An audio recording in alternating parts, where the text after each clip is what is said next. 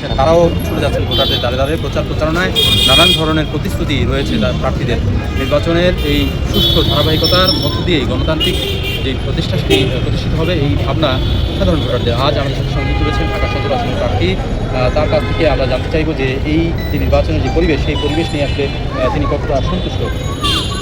নির্বাচনের পরিবেশ অদ্যাবধি আলহামদুলিল্লাহ সন্তুষ্ট আকারে দেখা যাচ্ছে, বা মাঝে মধ্যে কিছু ঘটনা বিচ্ছিন্ন কিছু ঘটনা ঘটতেছে। গতকালকে মিরপুর 13 নম্বর এবং পীরের বাগ দিকে বিচ্ছিন্ন কিছু ঘটনার আমরা সংবাদ পেয়েছি।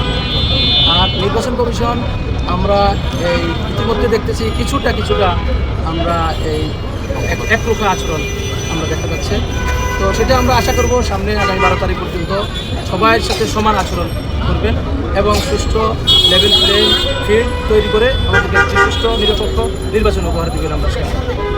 বৃহৎ যে রাজনৈতিক দলগুলো, সেই দলের দ্বারা প্রার্থী রয়েছে, তাদের কারো প্রতি আপনার কোনো অভিযোগ রয়েছে? বিশেষ করে যদি বলতে চাই যে আচরণবিধি যে লঙ্ঘন কিংবা আচরণ মেনে চলছেন কিনা, এবং ভোটের যে পরিবেশ, সেই পরিবেশে কারো টাকার কোনো প্রভাব কেউ বিস্তার করছেন কিনা বা এগুলো হওয়ার সম্ভাবনা দেখছেন কিনা? অদ্যাবধি আমি কোনো আচরণবিধি, যেহেতু আমরা এখনও প্রচারণায় নামি নাই, আগামীকালকে থেকে প্রচারণায় নামবো ইনশাল্লাহ।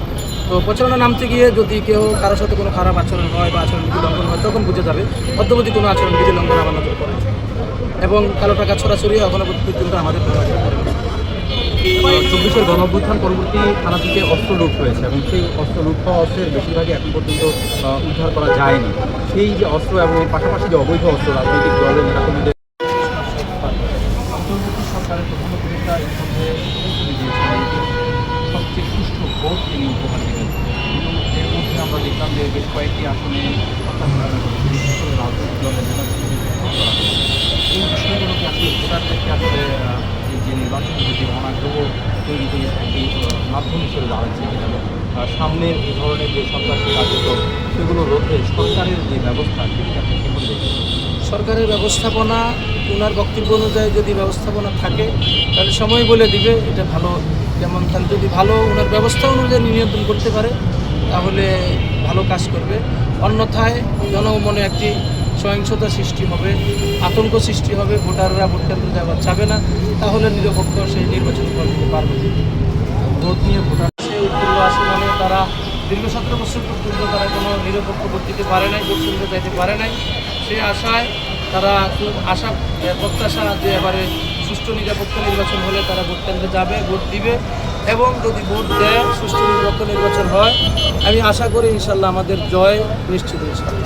আশার যে নির্বাচনী আসন ঢাকা 17, সেখানে আপনি কী কী সমস্যা ইতিমধ্যে চিহ্নিত করেছেন এবং সেগুলো সমাধানে কীভাবে কাজ করবেন যদি আপনি সুযোগ পান? আমাদের এখানে এই সুয়ারেজের একটু সমস্যা আছে, সেটা ইনশাল্লাহ আমরা সমাধান করব।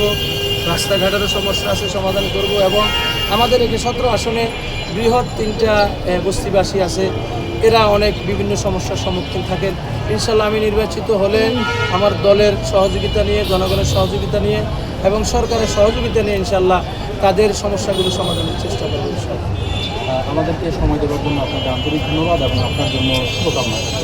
ধন্যবাদ, আপনাকেও ধন্যবাদ, আপনাদের মাধ্যমেও ধন্যবাদ, আমাদের সাথে সম্পৃক্ত যারা আছেন সবাইকে ধন্যবাদ। জয় পরাজয় যাই হোক, প্রত্যেকটি আসনে যারা নির্বাচন করছেন তাদের যে সুচিন্তিত মতামত, সেই মতের ভিত্তিতে যদি প্রত্যেকটি আসনে কাজ করা হয় তবে একটি সুন্দর বাংলাদেশ বিনির্মাণ সম্ভব, এমন প্রত্যাশা কিন্তু সাধারণ ভোটারদের। আজ বর্ণমালা রোমিও বিল্ডার্স প্রেসিডেন্ট ভোটের পথে বাংলাদেশের বিশেষ অতিথি হিসেবে উপস্থিত ছিলেন মোহাম্মদুল্লাহ। তিনি ঢাকা 17 আসন থেকে ইসলামী আন্দোলন বাংলাদেশের পক্ষ হয়ে হাত পাখা প্রতীকে নির্বাচন করছেন। আগামী পর্বে নতুন কোনো অতিথি নিয়ে আবারও হয়তো কথা হবে, দেখা হবে। ততক্ষণ পর্যন্ত সবাই নিরাপদে থাকবেন, ভালো থাকবেন, সদ্য সংবাদের সাথে থাকবেন।